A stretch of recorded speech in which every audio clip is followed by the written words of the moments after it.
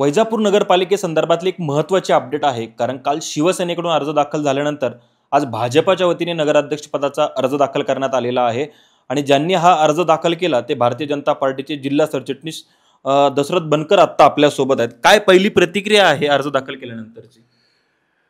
पक्षाच्या वरिष्ठांनी आज जिल्हा सरचिटणीस मला सांगितलं आहे की भारतीय जनता पार्टीचे जेवढे इच्छुक शहरातील आहे त्यांचे फॉर्म भरण्यासाठी त्यांना सांगावं आहे आणि नगराध्यक्षपदासाठी मी इच्छुक असल्यामुळे मी पण आज फॉर्म जमा केला आहे. पक्षाने आदेश दिला होता अर्ज भरण्याचा?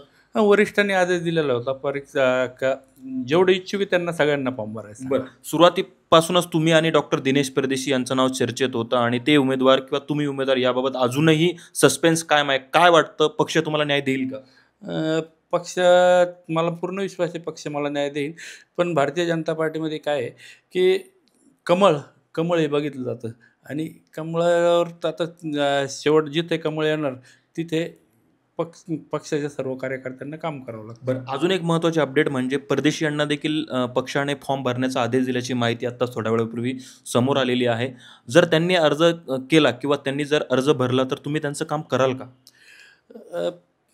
परदेशी यांना पक्षाने तिकीट दिल्यानंतर तुम्ही जे म्हणताय तर भारतीय जनता पार्टीमध्ये उमेदवार हा नावाने न करता भारतीय जनता पार्टीचा कार्यकर्ता हा फक्त कमळ बघून काम करत असतो आणि जर समजा जिथे कमळ येणार आहे तिथे आम्हाला भारतीय जनता पार्टीचा कार्यकर्ता म्हणून आम्हाला काम करावंच लागेल. बरं, त्यालाच एक उलट प्रश्न, परदेशींना तिकीट मिळालं तर तुम्ही काम करणार? कमळ बघून काम करावं लागेल, कमळ जिथे असेल तिथे. बरं, गेल्या 2 दिवसांमध्ये भाजपमध्ये 2 गट पडल्याची चर्चा होत्या, त्या काही घटनाही समोर आलेल्या होत्या. काय हो, खरंच भाजपमध्ये अंतर्गत कलह सुरू आहे का? बिलकुल नाही, काहीच नाही, तसं काहीच नाही आहे. भाजपचे सगळे एकजुटाने काम करत आहे. आज माझा फॉर्म जमा करण्यासाठी पण आमचे सर्व वरिष्ठ जे शहरातील याच्यात येणार होते, पण काय झालं, मुहूर्ताची वेळ माझी असल्यामुळे आणि मी थोडासा मुहूर्त पाळणार असल्यामुळे मी त्या वेळेत माझा फॉर्म जमा केला. तरी बऱ्यापैकी लोक माझा फॉर्म जमा करण्याला होते. बरं, भारतीय जनता पार्टीची कशी ताकद आहे आणि काय परिस्थिती सध्या?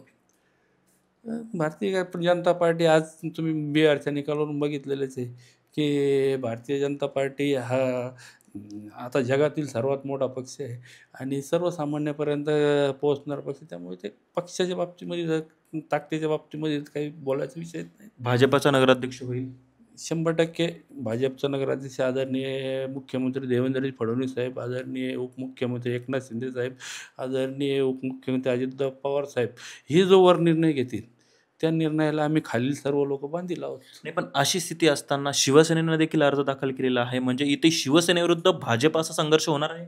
नाही, आमदार साहेबांनी पण फॉर्म त्यांच्या भावाचा जमा केल्यानंतर त्यांनी पण सांगितलं आहे की वरिष्ठ नेते जे मुख्यमंत्री साहेब, दोन्ही उपमुख्यमंत्री साहेब जो निर्णय घेतील तो आम्हाला मान्य राहील आणि त्याच बाबतीत मी पण तेच म्हणतोय की ते जे निर्णय वरिष्ठ घेतील तो आम्हाला मान्य राहील. पण आता परदेशी उमेदवारी अर्ज दाखल करणार आहे, तुम्ही उपस्थित राहणार आहात का? कारण तुम्ही जिल्हा सरचिटणीस आहात.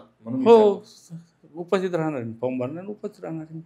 जो भाजपचा जिल्हा सरचिटणीस आहे, माझी जबाबदारी आहे सर्व जे आमचे उमेदवार फॉर्म भरतील त्यांच्या उमेदवारी अर्ज जमा करण्यासाठी. पक्ष तुम्हाला न्याय देईल का? नक्कीच.